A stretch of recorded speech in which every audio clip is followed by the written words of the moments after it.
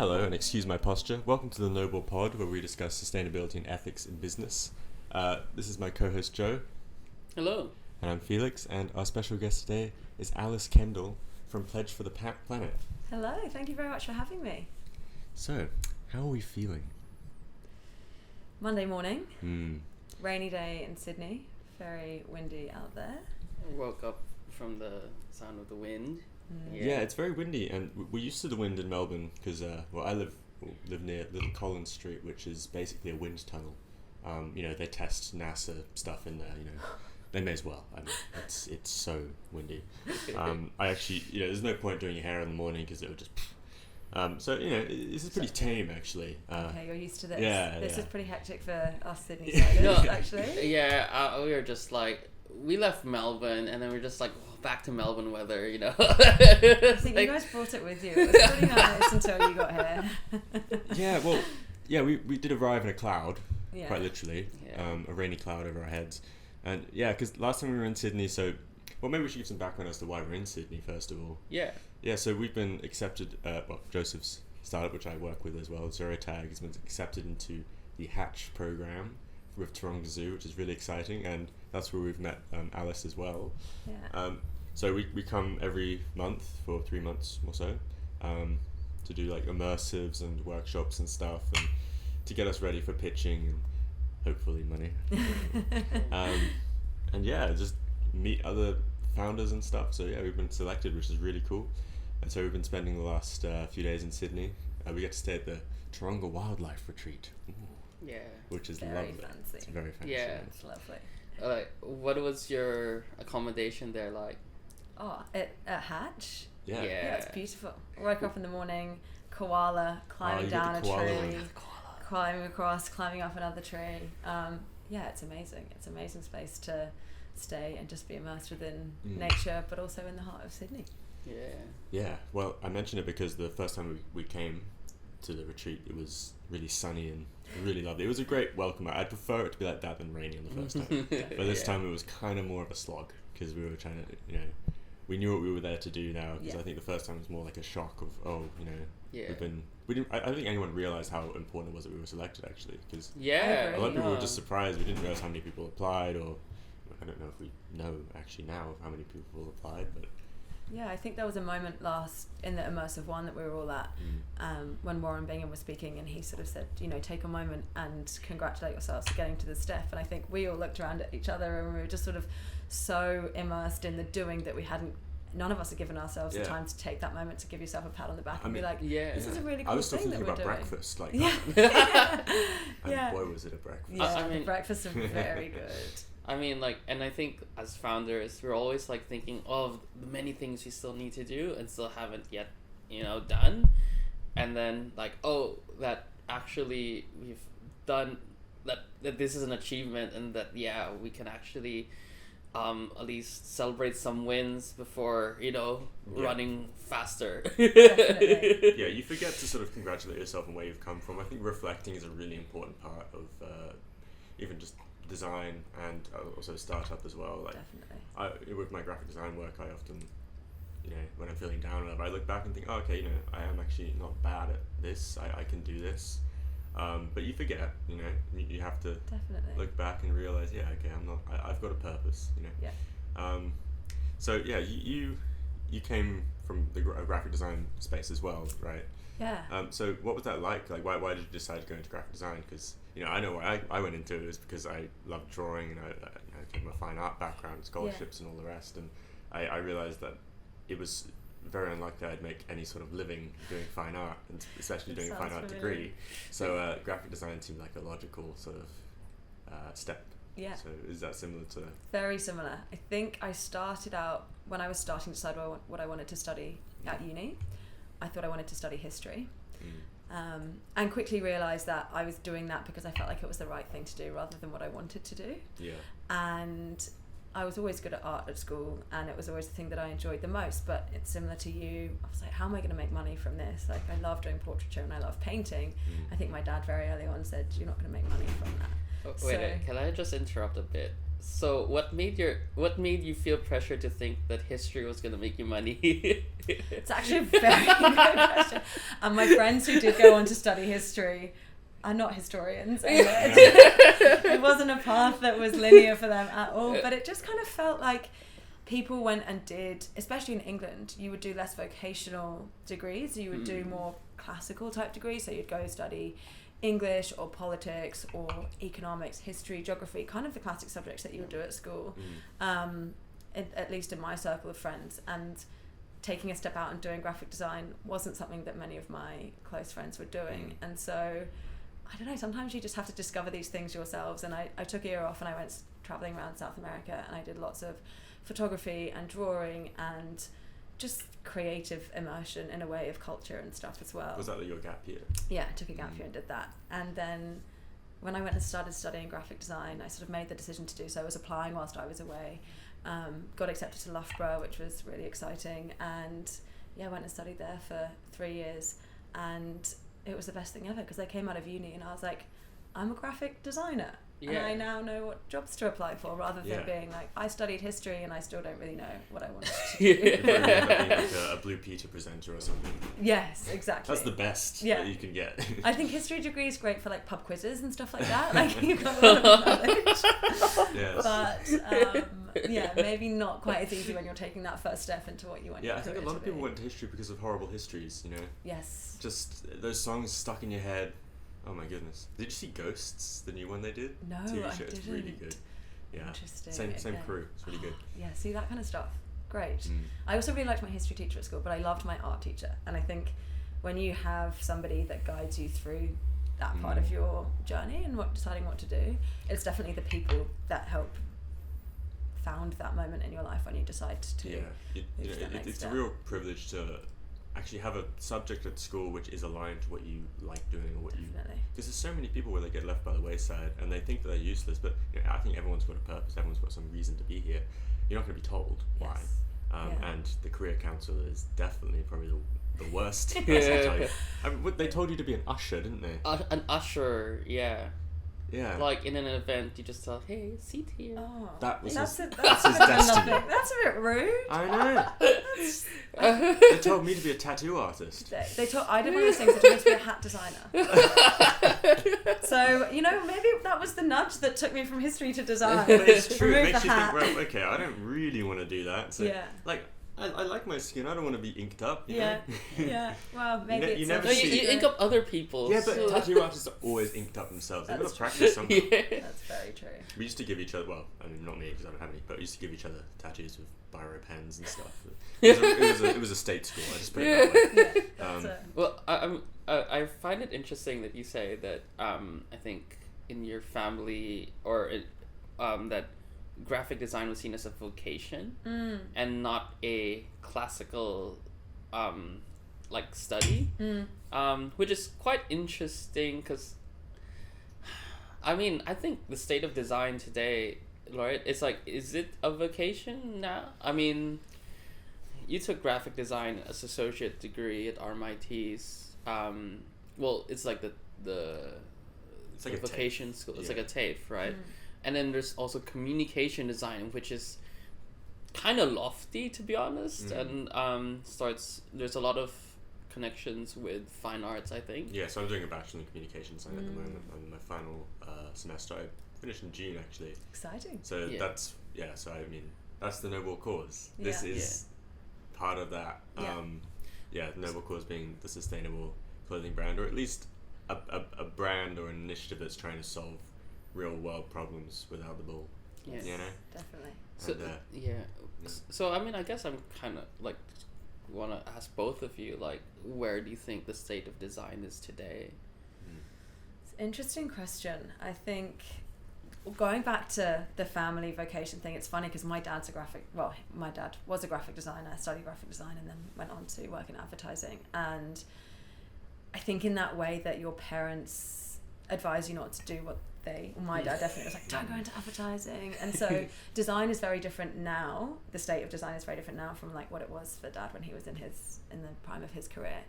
And design now is, for me, using the frameworks that you have worked within to solve the problems that you think are the most important. Mm. So layering that into sustainability, how can you communicate with people in the most effective way? How can you present them with solutions that can help move them from where they are to where we all sort of need to be? I think graphic design is just I speak from graphic design rather than design as a whole, but it's a problem-solving tool to connect with other people. I think it's the most powerful thing to be able to make a poster that can reach millions. You know, you spend an hour or two in Photoshop or Illustrator, and you just come out with this thing that can actually really make a difference. And I mean that's why I kept going with it. You know, I feel like it's almost been. Sometimes I feel a bit disappointed because I feel like my artistic or my graphic design brain has been sort of hijacked by having to solve problems that I feel strongly about. And it would be nice if I could just, you know, decide, I want to paint or I want to design this thing, because it doesn't serve a purpose, it's just for fun. But I do feel a burden and like I feel like it's necessary. I feel like I wouldn't be happy if I didn't try, right? Yes. So it's unfortunate, but I'm happy to at least be in a good position where I can actually help. And I think with graphic design and design thinking, and actually just the way we think, I think we have to be entrusted to sort of come up with good ideas to hopefully solve all these issues. And speaking of good ideas, what's your good idea? Yeah. Very good question. So I'm the founder of an environmental charity called Pledge for the Planet. As you know, we spent all weekend together talking about our own initiatives, and Pledge for the Planet is mine. And Pledge for the Planet ignites community spirit to power climate action. So it's a platform that allows people to use action as their currency to either enter or support activity challenges. So it's sort of based at the moment for sporting audience, so people who are part of community run clubs, swim clubs, that sort of thing. And we are trying to tap into those communities who are already active and well formed and start to ignite behaviour change within them to reduce human impact on the planet. So it's not that you're not gathering all these people through marketing and stuff. These people are already in big groups, and they already know each other and they love what they do. Yeah. So it's sort of capitalizing on that. Yeah. Yeah, exactly. So it kind of happened quite organically. I was I'm a marathon runner because I don't run marathons very well, but I run. I've seen the pictures. I'm an amateur marathon runner. I enjoy long distance running, and I think from the age of 18, nearly every year I've run a marathon. So I'm probably up to like 8 or 9 now. And after I'd run my third, and I'd always raise money for charity, I wanted to find a way to make my friends and family do something rather than donate to charity.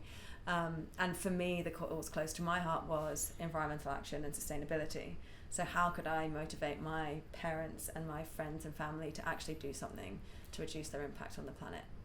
And it worked quite well. So I created this list of things that my family and friends could do.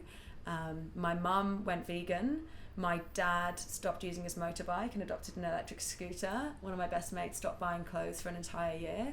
And that was the sort of catalyst to realise actually you can be a motivator within your own community and really ignite that change, and then sort of built on using that in other communities and using that snowball effect of direct action to then get down to collective action. Yeah, exactly. It's it's acting locally, thinking globally, right? Yes, exactly. So that's definitely a big theme of the ways I've been trying to attempt to solve various issues is that the power is in the individual's hand. I think a lot of people think that the problems are so big that they have no possible way of doing it, so they're just going to keep going business as usual because what am I going to be able to do?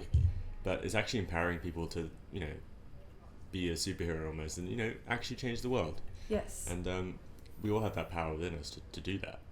And I think that's a big part of what we're trying to do at Pledge for the Planet as well. There are incredible solutions out there like zero tag, like ways that you can minimize your waste, ways that you can reduce your emissions by changing your super fund, by changing your bank. It could be looking at the way that you travel and your transport. There are incredible solutions out there, but they need consumer adoption. We need to start pushing people into making these changes and doing that in a fun and motivating way, and using sport as the catalyst and using the sports club communities that already exist as these spaces to go and tap into, present them with these changes, give them these fun activity challenges that they can take part in, and use that as the sort of messaging wheel to then drive impact and action towards these incredible solutions that already exist. And I think the really interesting thing that I have learned through that process and sort of tapping into more and more communities is that human beings are herd animals. You know, if one person is doing one thing, somebody else will look at it, pick up on it, potentially adopt that behavior. You see it with fashion, you see it with trends, you see it with social media.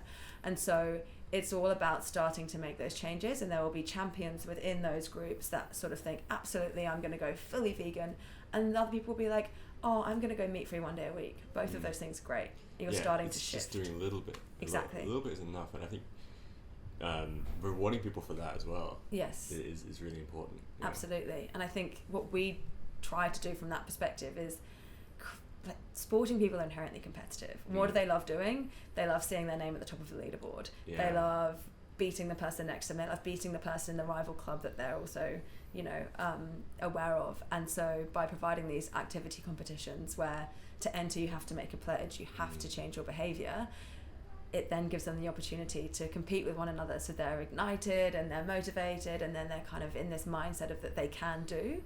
And then you're layering in climate action to that. That's so smart. Well. That taking advantage of the human psyche to, you know, it doesn't matter what I do as long as I beat, you know, X person. Exactly. And understanding really what makes people tick in that instance as well. You know, that I think in behavioral economics there was a study about where they had these people who went door to door and then would give these messages about energy use. And they had 3 kinds. So one was about the, I think, environmental impact of if you do this to reduce your emissions and all that. The other one was how much money you'll save. The third one was, do you know that in your neighborhood this is how much you're using, and that's less than yours. The third one was the most effective in the behavior change. Wow. So in terms of the whole competition things, yeah, it's quite interesting. Yeah. And, you know, I think with human behavior, sometimes people go like, human behavior isn't necessarily rational. You'd think that it's all about the money, but actually not really. It's emotional. It's finding ways of speaking a language in which people can understand. Yes. And I think it's less like, oh, you know, save the turtles, because people will actually feel really sad and they'll feel hopeless. You have to provide them with hope. Yeah. You know, the human spirit is most powerful when it has no power at all. Okay? Yeah. And so, like, with the noble cause, I think it's like showing people that you can make a difference by actually doing things you like doing. So creating a fashion brand that makes new clothes. People love buying clothes. Totally. So they're not going to stop doing that. Yeah. But the only way to solve the fashion problem, you know, 100 billion garments produced every year, we've got enough clothes to close the next 6 generations, basically. We don't need to make or buy any new clothes, but people want to. Yeah. Because it's self-expression. So how can you allow people to have their cake and eat it too, you know?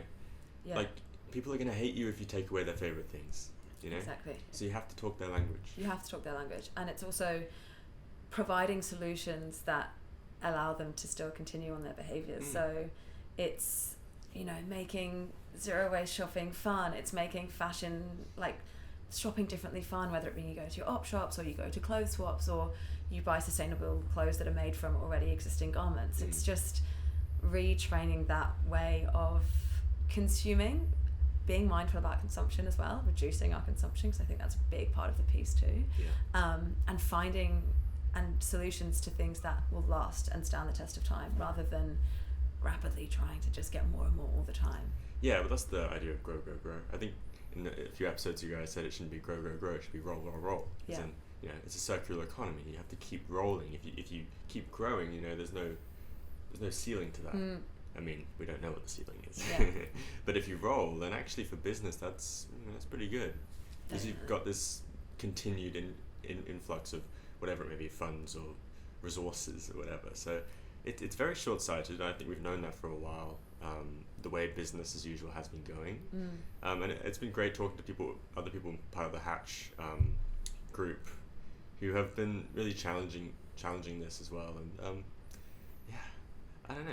Have you guys been inspired by any other startups we've seen? All of them. I think everyone is tackling. Well, we're all tackling a similar problem from very different angles, and I think every solution that is there is awesome. Like you look at Medical Pantry and the way that they're using existing medical waste and taking that and giving it to those who need it and who don't have it, and then giving it to animals and stuff as well. Yeah. It's just, the things are there, they exist, they're being thrown away, they're being wasted, they're perfectly good. How can that be used to then be given to somebody else who actually really needs it, and solutions in those sort of places? Yeah, I think when people see roadblocks like in business or initiatives or whatever, you know, with Medical Pantry, it'd be like, oh, we can't use these certain medical supplies because they're out of date or whatever. But then if they see it as a roadblock and they stop, then, you know, that's a bit short-sighted. But what they've done is they've seen that, oh, actually we can use this for animals, and so they've continued it. They haven't stopped.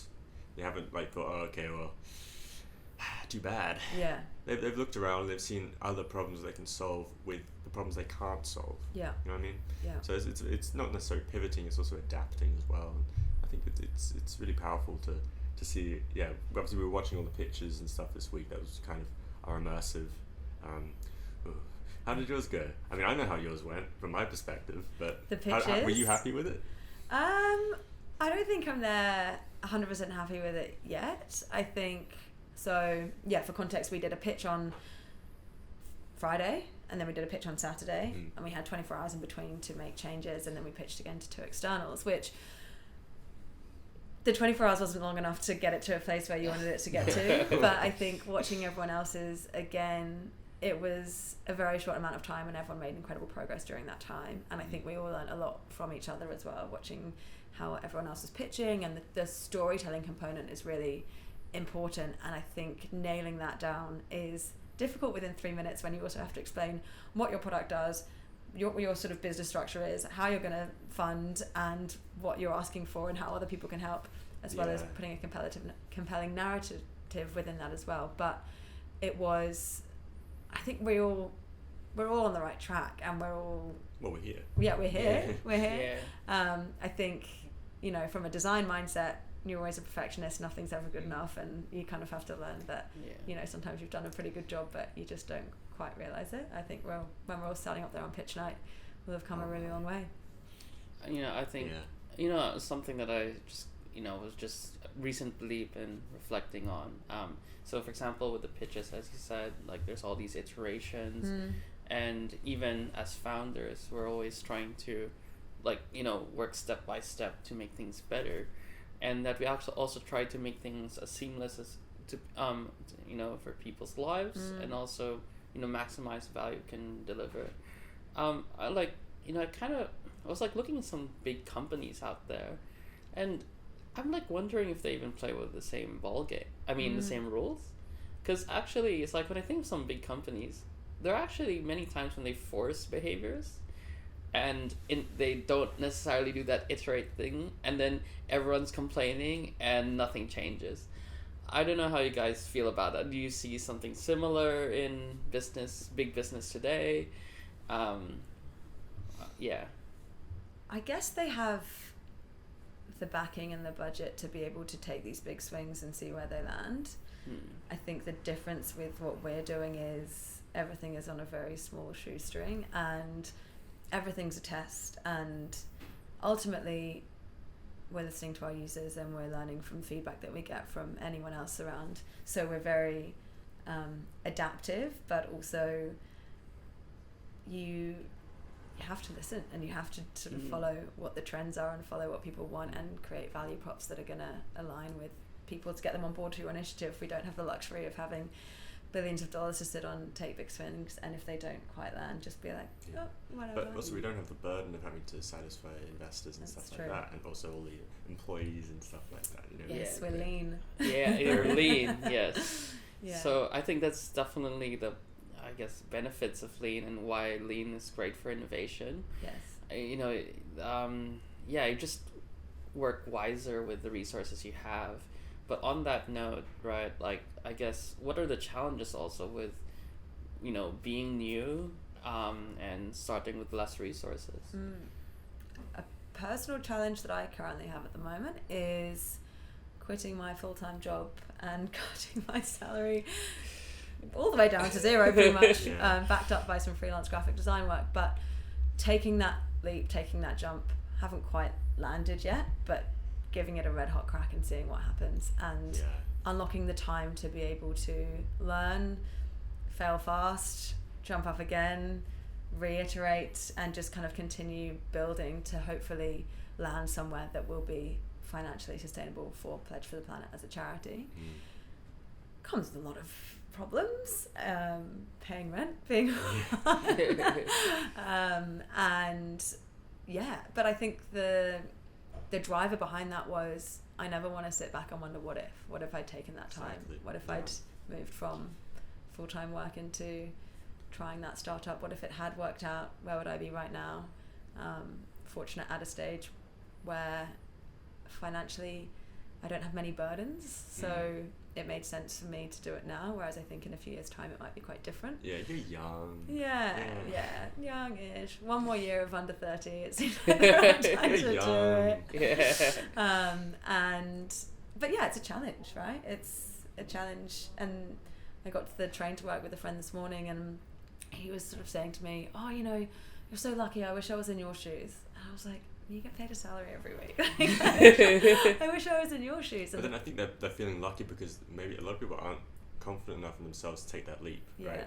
Yeah. So it is a privilege to give yourself permission to say, "Oh, my point of view is valid." Yeah. And to put pure faith in an idea and your own ability to execute that idea. Definitely. It's very, very powerful, and it's scary. But if it wasn't scary, obviously everyone else would be doing it. Yeah.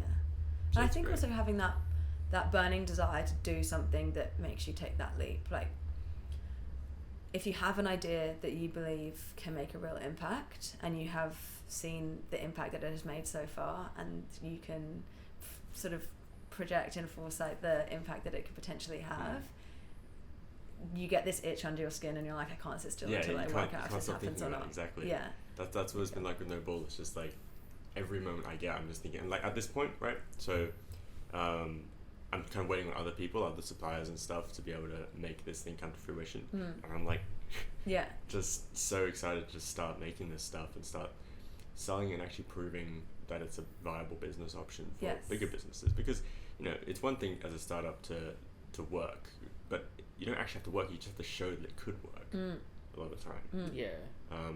And I think that's where I'm aiming to do.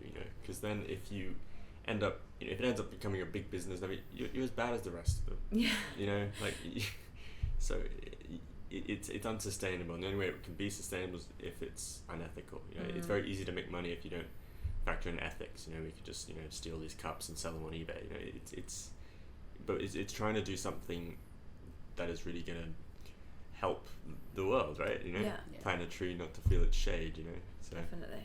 I mean, that's what I think is so powerful about design. I feel like, because when you make something, it shuts up all the questions, right? It's like the thing you've built is the testament that something is possible. There's no better proof than doing it. Exactly. Because I feel like ideas are so fragile. Like, there's so many details to an idea. I mean, from our own experience with business model canvas, right? The different dimensions to answer a question if something will work. And, it's, if you can bring it to the world, then you're like, here, this is that hope that there is a way for a better future. And I think design, speaking in a room of fellow designers, is an incredible tool to get you from 0 to 1, get the idea from your brain out into something that you can share with other people. Visually, whether it be words, whether it be modeling something and being able to then get that made. I think is a skill set to have in your back pocket as you're starting to become an entrepreneur or an ecopreneur or whatever we want to call ourselves. You can brand yourself, right? Like with your slides and everything, they were really good because you're a graphic designer. They should be. Well, hopefully. There's they a lot were. of stuff on them. And the colours were nice. See, I just noticed the colour. I wasn't reading any of the text. The judges did like the aesthetics. Yes, they did. Got some good points on the aesthetics, which was kind. But it's that, take it out of your brain and put it onto paper, whether it be through product design or whether it be through launching A/B tests on websites, or if you are doing a product-based service, just being able to get something out there and quickly iterated and quickly sort of up in front of people. Yeah, like we can just make stuff overnight. Yeah. Because we know how. Yeah. You know, like I'm terrible at maths. Don't know about you. Yeah, no, I can't. I tried to do financial modelling the other day, and I just looked at this sort of this. I'm awful in Excel, and everyone always laughs at me about it because everyone. I don't know if you go and do finance or economics, whatever. Everyone becomes an Excel whiz. I get it in there, and I'm like, how do you make those two things add up to each other? It's too almost it's too logical. Like I can't speak computer because it's just like 1 0 1 0. No, what about 1.5? Yeah. Let's throw some stuff in there. Exactly. But it just does. It has the computers have no sense of humor. Yeah. No, they don't. They're very literal. Yeah. They're actually. I mean, like sometimes people be like, oh, computers are very smart. No, it's like they're actually they're not very emotionally literal. intelligent. They can only process very stupid concepts, but in a wide volume, and then it appears smart. Yeah. There's a lot of people like that, And they're the ones that like Excel. Yeah. Sorry, Mum. But we need those people. Like my partner's very financially literate, which is very helpful because I can put something in front of him and he can sort of laugh at me and then fix it. And you need the balance of the creative or the more financial or the more whatever it might be. I think in this moment in our journeys right now, you have to know who the people are that you can pull on and ask for advice and ask for help, because we're doing the best we can and we're doing what we can do with the skills that we do have, but there's so many things that we need to do that sit outside of our area of expertise, and I think a skill is finding those people that can unlock those answers for you and being able to hand your baby over. Because being sure that this person can actually do this thing better than me. And I think a lot of the time when you've done enough, so I'm good in a certain genre, the creative genre, but if I move to something else, no. Yeah. But it appears like I'm good at all these different things, but no, I'm terrible at most of life. It's just I happen to be good at this one little genre, which apparently is useful to people. So hey, I'm not going to complain about that.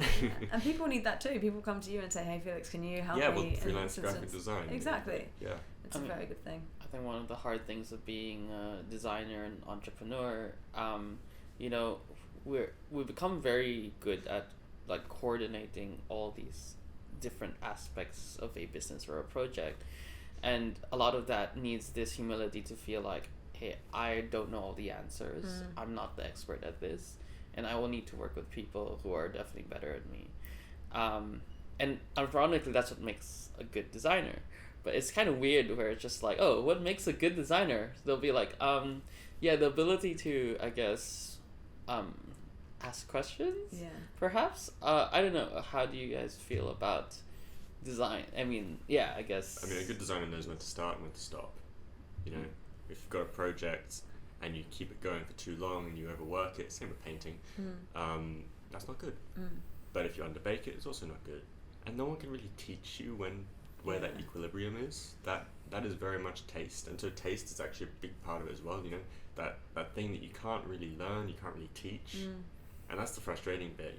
When you're I started drawing when I was 2 on the wall. No one told me to do that. That's just stuff you're born with. I'm not saying the drawings were good, but a lot of people's. If you look at young kids, all their drawings are actually fine. They're all the same. Up to about 5, and then that's when they're told, no, you should be doing sport, not drawing. That's when some kids stop and some kids keep going. The kids that keep going, that's what makes a good drawer or a good artist. Yeah, it's time, right? The kids that stop, they still draw like a 5-year-old when they're 25. That's how that works. And so it's the same with a lot of different things. We just decided, hey, I enjoy this, and so we kept going with it. Everyone has the possibility and the ability to do something well. But I think on that point, it's interesting when you go from being a designer to then somebody has to wear all the hats because you're trying to start, whether it be a not-for-profit, a business, charity, whatever it is. Design has a level of perfectionism baked into it, because in my previous roles, you're most often the last person to touch a piece of work before it goes out to market. And that means that you have to look at it with an incredibly detailed eye and pick up any little thing that you might not want to be put out to the masses. Whereas there's this whole theory in entrepreneurship that if you're not embarrassed about something when you get it live, then you've spent too long on it. And so you kind of have to undo the work that you have been training yourself to do for your career to then step back and think, actually, I could spend another 2 weeks perfecting this, but I'm 80% of the way there, and that extra 20% doesn't really matter. I'm not going to learn that much more from it. Get it out, test it, learn, go again. Yeah, because it's all up to the person you're going to show it to, right? Like, a lot of people just don't care about the slides. They want the hardcore facts. Exactly. Whereas me, I look at the slides and I'm like, yeah, it's a great business, even though I haven't read any of it. I just love the slides. Yeah, just the logo, idea, nice. the concept. Yeah. But at the same time, because there's so many variables, it is also possibly impossible to test everything. You have to test the key assumptions, but at a certain point, just have to use some instinct to just build something to show something. So there's definitely that balance that you need that internal instinct. But does perfectionism equal time? Like, you can get something perfect without actually spending a lot of time on it. Yeah. Yeah. I think it's a good question. Does perfectionism equal time? I think sometimes I personally know myself, can spend a long time on something, and if I just cut it short and got it out there, the results would have been the same. Yes, one might have looked a lot nicer, and I would have been far happier to put it out into market and to get people to use it and get people to test it. But the messaging and the core idea and the assumptions would have been tested in the same way, whether it all was perfect and pixel perfect. So maybe it's about efficiency and the ability to articulate that idea. Yeah. Right. Knowing what's good enough. Yeah. Like like I was saying before, the drawing study for the podcast. It's like they don't take a long time, but for me, I'm fine with it. They're perfect, right? Yeah. Because they hit what I want to hit. Yeah. It's like, what is good art? And I always think like a good piece of artwork is if the artist has met their intention. So say you're trying to draw a photorealist drawing, and you do it, but all the proportions are janky, and you mess something up and doesn't look right. That isn't a good piece of art because you aren't proud of it. That isn't what you say. And if you're like, oh yeah, I meant for it to look like that, that's no. Yeah. And that's why Picasso stuff is good, and that's why abstract stuff is good, because that was their intention. They intended for it to have that effect on people. Yeah. So yeah, that's what good art is, in my opinion. Yeah, definitely. So maybe that's the same with design. Maybe that's the same with ideas. Maybe that's the same with startup. And so basically, it's it's Pledge for Your Planet, your new canvas. Pledge for the Planet has been my canvas that's been in the background for the last 4 years, and it's come to my front of the canvas this year, and it is. It's a test canvas, and I think previously it was a bit more of a design canvas. Now it's a business canvas, and you're starting to put all the different hats on and learn the different things and understand what role needs to be played at each stage depending on what outcome you're trying to get. Like, for example, one of the things we're trying to do, or we are doing at the moment, is launching corporate missions, and that's events for corporates, and a lot of what that has to do with it is sales, and I'm not a salesperson, and I honestly hate it, and I don't really know what I'm doing, but I've been going to people who are very good at it and getting their advice, learning their frameworks, and trying to understand what they do. And when you put that into practice, you're like, oh, okay, I can kind of do this, I guess. Yeah. And when it's your thing and you know everything about it, and you can start to apply those frameworks. See, that's it. If you know what you're meant to say, like for a pitch, right? I don't get nervous if I know what I'm going to say. Yeah. The seed of being nervous having those butterflies is that you're scared you're going to embarrass yourself in front of 100 people. But the only reason you're going to embarrass yourself is if you A, fall over, or B, mess up your words or say something wrong. But then if you're so well scripted and you know exactly what you're going to say, you don't even have to be scripted, you just have to be passionate about it. Yeah. You've got nothing to worry about. Yeah. But also don't wear heels, I guess. Yeah, absolutely. You don't want to fall over. Never wear heels. Trainers always. Yeah, I packed multiple heels. Joe was like, no. That's a bad idea. Flats for today. Anyway, thank you so much for being with us in this podcast. Is there anything you'd like to tell the audience in terms of how they can engage in Pledge for the Planet? What's coming up Pledge for the Planet? Well, you can find us at pledgefortheplanet.org. You can create events at pledgefortheplanet.org if you're running a marathon, or maybe it's your birthday, whatever you would ordinarily ask for presents or financial donations. Ask your friends and family to make environmental pledges so you can track their impact and see the collective impact that you have helped to generate. which is very exciting. You can also find us on Instagram at Pledge for the Planet, and we are launching our annual 48-hour mission, which will be on the 16th and 17th of August.